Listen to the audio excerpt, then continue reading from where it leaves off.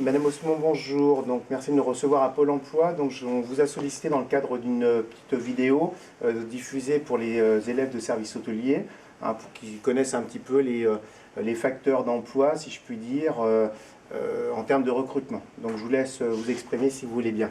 D'accord, merci. Donc, comme Monsieur le disquaire l'a dit, je m'appelle Christine Osmond, je suis conseillère à Pôle emploi dans cette agence d'Hérouville.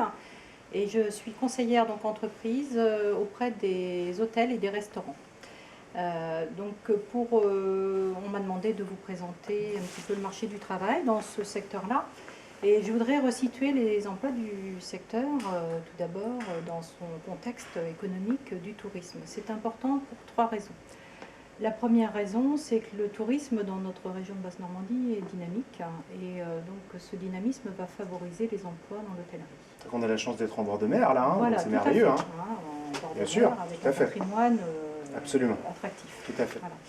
La deuxième raison, c'est que effectivement la cartographie du tourisme va impacter les emplois, la répartition des emplois et leur nature aussi, leur volume, en fonction des pôles de tourisme. Par exemple, le pôle touristique de Deauville va attirer, va proposer des emplois haut de gamme, de services haut de gamme. Vous aurez des possibilités, des opportunités d'embauche de gouvernantes, de concierges d'hôtel, un volume important d'offres d'emploi sur des employés d'étage, par exemple, ou des réceptionnistes très qualifiés. Vous n'aurez pas forcément la même typologie de marché de travail sur Caen ou dans des bassins comme Vire. Donc c'est important de bien connaître son contexte, son bassin d'emploi et sa mobilité géographique pour savoir si potentiellement on sera en capacité de trouver un emploi dans ce secteur. D'accord, donc en effet, vous parlez, si je peux me permettre, peut-être du groupe Barrière, par exemple, qui est implanté sur Deauville notamment, où là, en effet, on est sur des établissements de luxe.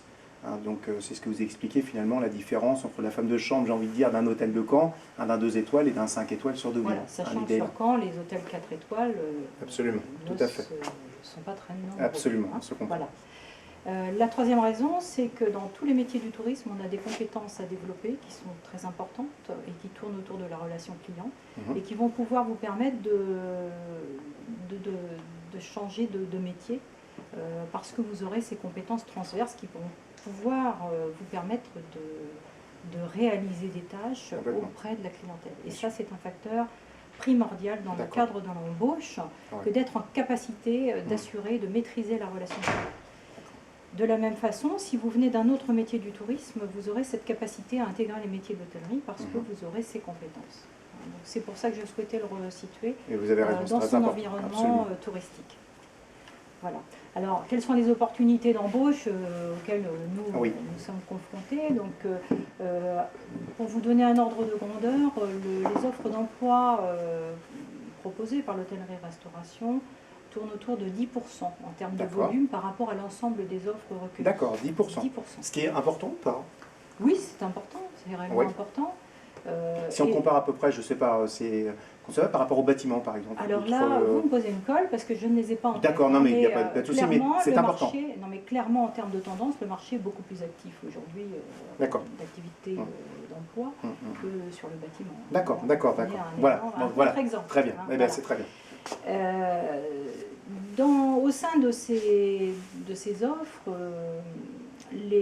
tout ce qui peut concerner le service hôtelier, employé d'étage, gouvernante, réceptionniste, va représenter une part relativement faible de l'emploi, qui est essentiellement impacté par les postes sur le service et la restauration. D'accord.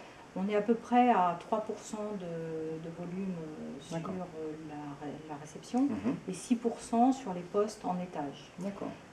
Il n'y a pas une tension très importante sur ces métiers-là. Ça veut dire que les employeurs n'ont pas de réelles difficultés à recruter. Néanmoins, la situation reste plutôt favorable pour les demandeurs d'emploi, puisque le rapport entre le nombre des offres d'emploi et le nombre de demandeurs reste supérieur à la moyenne nationale. Pourquoi? Parce que le marché est actif. Bien sûr.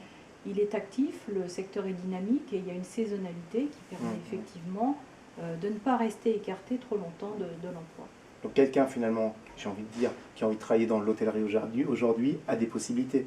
À partir du moment où on a quelqu'un qui est souriant, disponible, agréable, mobile, c'est un facteur de réussite. Tout à fait. Alors, ce qui est intéressant de constater, c'est que même si on est sur une activité de type saisonnière, avec un pic d'activité qui démarre en avril et qui s'étend jusqu'au mois d'août, on constate qu'on a un quart des offres qui sont diffusées en contrat à durée indéterminée sur les postes en étage, et ce pourcentage passe à 3 offres sur 4 pour la réception. D'accord. Donc même si on a une saisonnalité, on a une insertion durable qui est possible réellement.